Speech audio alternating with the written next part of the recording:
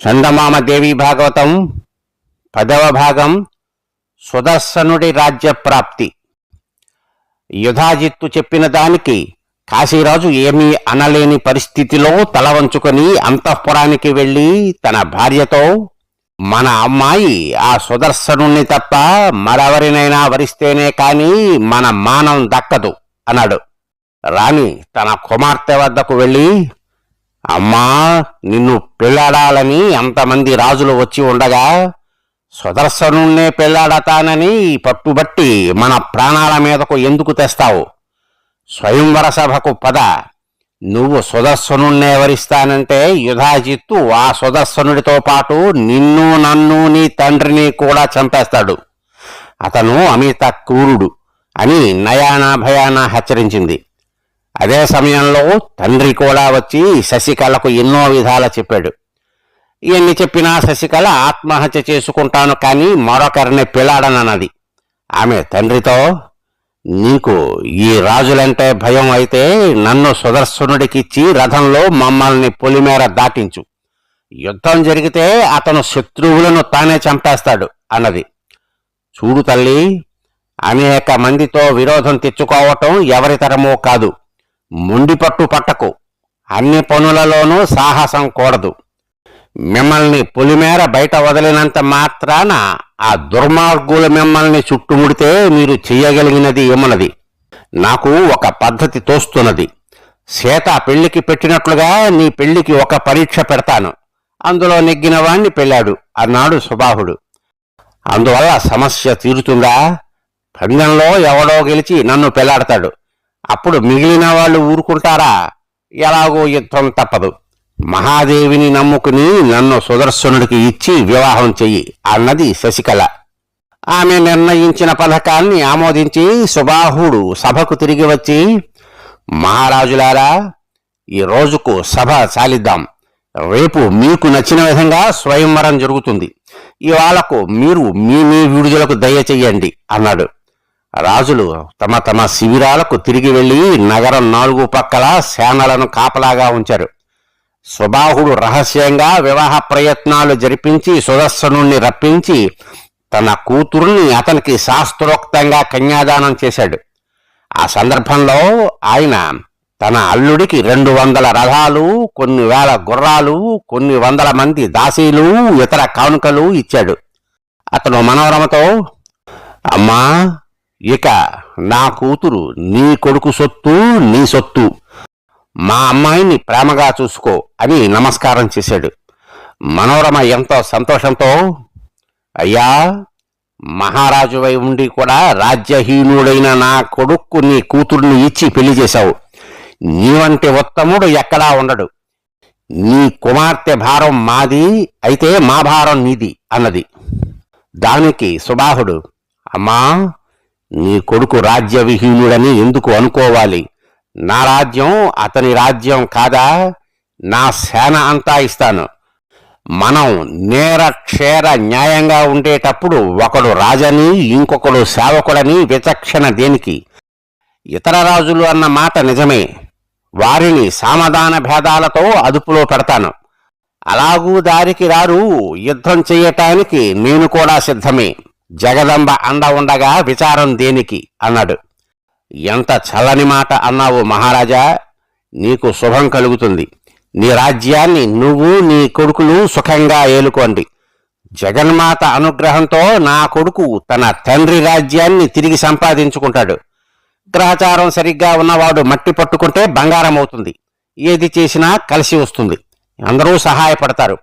ఇప్పుడు నా కొడుకు అదృష్టం బాగున్నది. వాడి రోజులు మంచివి, కీడు రాదు అన్నది మనోరమ. ఈ లోపల విడుదలలో ఉన్న రాజులకు మంగళవాద్యాల సవ్వడి వినిపించింది. ఈ మంగళవాద్యాలేమిటి? ఇవి పెళ్లి వాద్యాలలాగా ఉన్నాయే. ఈ రాజు మన అందరి కళ్ళల్లోనూ దుమ్ము చల్లి కూతుర్ని వాడికి ఇచ్చి పెళ్లి చెయ్యటం లేదు కదా అని వాళ్లల్లో వాళ్ళు అనుకుంటూ ఉండగా సుబాహుడు వచ్చి, మహారాజులారా, పెళ్లి విందుకు తమరందరూ దయచేయండి అని ఆహ్వానించాడు. ఈ వార్తను రాజులు ఆదరంతో వినలేదు. కాశీరాజు వాళ్లతో, నేనేం చేసేది? నా కూతురు ఎన్ని విధాలా చెప్పినా వెనక ఆ సుదర్శనుణ్ణే పెళ్లాడింది. మీరు నన్ను అనుగ్రహించి విందులో పాల్గొని నా పరువు దక్కించండి అన్నాడు. రాజా, మా భోజనాలు అయిపోయాయి, ఇప్పుడు ఎవరూ రారు. అర్ధరాత్రి పెళ్లితో అలసిపోయి ఉంటావు, భోజనానిదేమున్నదిలే, నువ్వు వెళ్ళు, మేము వెళతాం అన్నారు రాజులు. సుబాహుడు వాళ్లను గురించి అనుమానంతో తన భవనానికి తిరిగి వెళ్ళాడు. అతను వెళ్ళగానే రాజులలో కొందరు సుదర్శనుణ్ణి చంపి రాజకుమార్తెను సంగ్రహిద్దామని అనుకున్నారు. అది అన్యాయం, పెళ్లి సంబరం చూసి మన దారిన మనం వెళదామన్నారు మరికొందరు. మిగిలిన వాళ్ళు రకరకాలుగా మాట్లాడుకున్నారు. ఈ లోపల సుబాహుడు పెళ్లితంతు పూర్తి చేసి తన కూతురికి అల్లుడికి అప్పగింతలు అంపకాలు జరుపుతూ ఉండగా కొందరు వచ్చి, రాజా, వధూవరులను ఇప్పుడు పంపకు, దారిలో శత్రువులు రాక్షసులలాగా కాపు వేసి ఉన్నారు అని చెప్పారు. రాజుల సంగతి ఎరిగినవాడు కావటం చేత సుబాహు ఆ మాట నమ్మి అంపకాలు చెయ్యటానికి సంశయించాడు. అప్పుడు సుదర్శనుడు అతనితో, రాజా, నువ్వు ఏమీ సంకోచించవద్దు, దేవి నా పక్షాన ఉండగా ఈ రాజులు నన్నేం చెయ్యగలరు? మేము మా ఆశ్రమంలో సుఖంగా ఉంటాం, ఆశ్రమంలో కాపురం ఏమిటి అని అనుకోవద్దు. ఆ ప్రకృతి సౌందర్యం ముందు మీ నగరాలు ఎందుకు పనికిరావు అన్నాడు.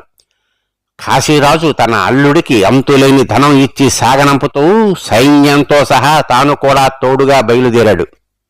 దారులు కాచి ఉన్న రాజులు దూరం నుండి చూసి, అదిగో రథం, వాడే సుదర్శనుడు, భార్యతో సహా వెళ్ళిపోతున్నాడు, పట్టుకుని కొడదాం, పట్టండి అంటూ విజృంభించారు. సుబాహుడు వాళ్లకు అడ్డుపడ్డాడు. సుదర్శనుడు మంత్రం చెప్పిస్తూ అంబను ధ్యానించాడు. ఆ సమయంలో శత్రుజిత్తు, యుధాజిత్తు అతని పైకి వచ్చారు. సుబాహుడు వీరావేశంతో శంఖం పూరించి యుధాజిత్తు మీద వరుసగా బాణాలు వేశాడు. ఇద్దరికీ తీవ్రంగా యుద్ధం సాగింది. అంతలో జగదంబ దివ్యమైన ఆకారంతో అనేక మహాయుధాలతో పూలమాలలతో సింహం మీద ప్రత్యక్షమయ్యింది. సుదర్శనుడు ఆనందంతో శరీరం పులకరిస్తూ ఉండగా దేవిని తన మామకు చూపించి, ఇంకా మనకు భయమేమిటి అని చెప్పి రథం దిగి తన భార్యను మామను వెంటబెట్టుకుని దేవి కాళ్లకు ప్రణామం చేశాడు. ఏనుగులు సింహాన్ని చూసి భయపడి ఘేంకారాలు చేస్తే సింహం వాటిని చూసి గర్జించింది. అదే సమయంలో దారుణంగా గాలి వీచి భీభత్సం చెలరేగింది. రాజులందరికీ కంపరం పుట్టింది. వాళ్ళు దిక్కు తెలియనట్లుగా నిశ్చేష్టులై చూడసాగారు. అప్పుడు సుదర్శనుడు సేనాధిపతితో, మహాదేవి మనకు అండగా వచ్చింది, నువ్వు సంశయించక రాజుల మీదకి సేనలు నడిపించు అన్నాడు. కాశీరాజు సేనలు రాజులపైకి విజృంభించాయి. అప్పుడు తెల్లబోయి చూస్తున్న రాజులతో యుధాజిత్తు, ఎవరో ఆడది సింహం మీద వచ్చేసరికి మీకు మతులు పోయాయేమిటి? ఒక అర్భకుడు ఒక ఆడదాన్ని తోడు తెచ్చుకుంటే ఎందరో రాజులు కుయ్యబారిపోతారా? క్షణంలో వాణ్ణి చంపి రాజు కూతుర్ని వశపరుచుకుందాం, పట్టండి అని తన మనమడైన శత్రుజిత్తును వెంట పెట్టుకుని సుదర్శనుడి మీద యుద్ధం సాగించాడు. అప్పుడు అంబ అందరి రాజులకు అన్ని రూపాలలోనూ కలబడి అందరితోనూ ఒక్కసారే యుద్ధం చేసింది. క్షణంలో యుధాజిత్తు, శత్రుజిత్తు బాణాలు తగిలి చనిపోయారు. అందరూ నిర్ఘాంతపోయారు. సుబాహుడు ఆనంద భాష్పాలు రాల్చుతూ ఆ పరాశక్తిని స్తోత్రం చేశాడు.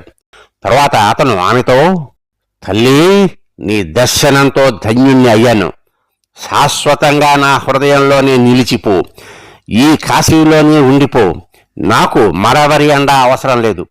భూమి ఉన్నంత కాలము ఈ కాశీ ఉంటుందంటారు, కాశీ ఉన్నంత కాలము నువ్వు ఎక్కడే ఉండి మాకు శత్రుభయం లేకుండా చెయ్యి, ఇదే నేను నిన్ను కోరే వరం అన్నాడు. మహాదేవి అందుకు ఒప్పుకున్నది. తర్వాత సుదర్శనుడు మహాదేవిని స్తోత్రం చేశాడు. అతను ఆమెను, తల్లి, ఇప్పుడు నా కర్తవ్యం ఏమిటి? నేను ఎక్కడకు వెళ్ళాలి? నేను స్వయంగా అసమర్థుడనైనప్పటికీ నీ అండ ఉంటే ఏమైనా సాధించగలను, అందుచేత నా కర్తవ్యం తెలిపి నన్ను అనుగ్రహించు అని వేడుకున్నాడు. దానికి దేవి, ఇంకా చేసేదేమున్నది? నీ భార్యతో సహా అయోధ్యకు వెళ్ళి సింహాసనం ఎక్కు, తగిన విధంగా రాజ్యం చేసుకో, నిన్ను నేను పైనుండి కాపాడుతూ ఉంటాను. ప్రతి అష్టమి, నవమి, చతుర్దశికి నన్ను పూజ చెయ్యి, నాకు శరత్కాలం ఇష్టం, నవరాత్రి పూజలు చెయ్యి, మాఘ చైత్ర అశ్వయుజ ఆషాఢ మాసాలు నాకు ఉత్సవాలు జరిపించు అని హెచ్చరించి అదృశ్యమైంది. తరువాత రాజులు ఒక్కరొక్కరే వచ్చి ఇంద్రుడికి దేవతలు మొక్కిన విధంగా సుదర్శనుడికి మొక్కి అంబను స్తుతించారు. వాళ్ళు అతన్ని తమ చక్రవర్తిగా ఆమోదిస్తూ, మహాత్మా, నువ్వు అయోధ్యలో ఉండి మమ్మల్ని అందరినీ పాలిస్తూ మా అపచారాలన్నీ మన్నించి మాకు ఆజ్ఞలు ఇస్తూ రాజ్యం చెయ్యి. నీ అనుగ్రహం చేతనే కదా మేం జగదాంబను కళ్ళారా చూడగలిగాం అన్నారు. తరువాత రాజులందరూ ఎవరి దేశాలకు వాళ్ళు వెళ్ళిపోయారు. కాశీరాజు తన అల్లుడికి కూతురికి వీడ్కోలు చెప్పాడు. సుదర్శనుడు అయోధ్యకు చేరేలోపునే వార్తలు చేరాయి. అందుచేత మంత్రులు మంగళవాద్యాలతో సహా ఎదురు వచ్చి సుదర్శనుణ్ణి అతని భార్యను నగరంలోకి తీసుకుని వెళ్లారు. సుదర్శనుడు తన సవతి తల్లి వద్దకు వెళ్లి కొడుకు చనిపోయి ఏడుస్తున్న లీలావతికి నమస్కరించి ఓదార్చి, అమ్మా, నీ తండ్రిని నీ కొడుకును చంపినది నేను కాదు, మహాశక్తి. నీ పాదాల సాక్షిగా చెబుతున్నాను, ఎవరో చేసిన కర్మకు నువ్వెందుకు బాధపడాలి? నన్ను నీ కొడుకులాగే చూసుకో. నా తల్లిలాగే నేను నిన్ను చూసుకుంటాను. నేను ఎలాంటి భేదబుద్ధి చూపను. నీకు ఎల్లప్పుడూ మాతృసేవలు చేస్తాను. నేను పసివాణ్ణి అయి ఉండగా నీ తండ్రి దురుద్దేశంతో నన్ను రాజ్యభ్రష్టుని చేస్తే అది నా ప్రారబ్ధం అనుకున్నాను గాని దుఃఖించలేదు. నీ తండ్రి నా తాతను చంపేస్తే నా తల్లి పుట్టెడు దుఃఖంతో నన్ను తీసుకుని అడవిదారిన వెళుతూ ఉంటే మమ్మల్ని దొంగలు దోచుకున్నారు. తరువాత గంగా తీరాన్న ఋష్యాశ్రమంలో తలదాచుకున్నాం. వాళ్ళ అనుగ్రహం వల్ల ఇవాళ ఈ స్థితికి వచ్చాం. ఇప్పటికీ కూడా నాకు ఎవరి మీద ద్వేషం లేదు అన్నాడు. అతని మాటలు విని లీలావతి సిగ్గుపడుతూ, నేను వద్దంటున్నా వినకుండా నా తండ్రి నీకు ద్రోహం చేసి తాను చావటమే గాక నా కొడుకును కూడా చంపాడు. నీ తల్లి నాకు అక్క, నువ్వు నా కొడుకువు. నేను విచారించవలసిన పనేమిటి? నా వాళ్ళు చావటానికి కారణం నువ్వు కాదని నాకు తెలియదా అన్నది. తరువాత సుదర్శనుడు తన మంత్రుల చేత ఒక బంగారు సింహాసనం తయారు చేయించి ఆ సింహాసనం మీద జగదంబను యథావిధిగా ప్రతిష్ఠించి రోజూ పూజిస్తూ ఉండమని హెచ్చరించి తాను పట్టాభిషేకం చేసుకుని సుఖంగా చాలా కాలం రాజ్యం చేశాడు. స్వస్తి.